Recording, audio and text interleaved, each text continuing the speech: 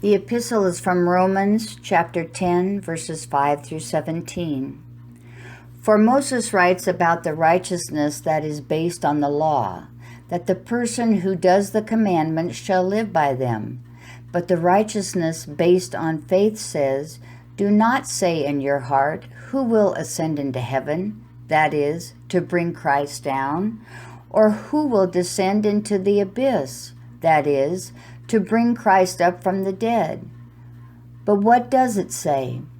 The word is near you, in your mouth and in your heart. That is, the word of faith that we proclaim. Because if you confess with your mouth that Jesus is Lord, and believe in your heart that God raised him from the dead, you will be saved. For with the heart one believes and is justified, and with the mouth one confesses and is saved. For the Scripture says, everyone who believes in him will not be put to shame.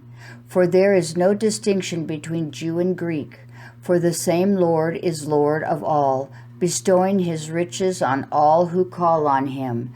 For everyone who calls on the name of the Lord will be saved. How then will they call on him in whom they have not believed? And how are they to believe in him of whom they have never heard? And how are they to hear without someone preaching? And how are they to preach unless they are sent? As it is written, how beautiful are the feet of those who preach the good news. But they have not all obeyed the gospel. For Isaiah says, Lord, who has believed what he has heard from us? So faith comes from hearing, and hearing through the word of Christ. This is the word of the Lord. Thanks be to God. The Holy Gospel according to St. Matthew, the 14th chapter. Glory to you, O Lord.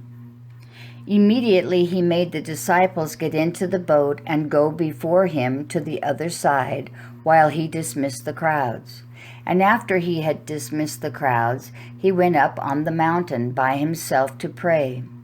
When evening came, he was there alone, but the boat by this time was a long way from the land, beaten by the waves, for the wind was against them. And in the 4th watch of the night he came to them, walking on the sea.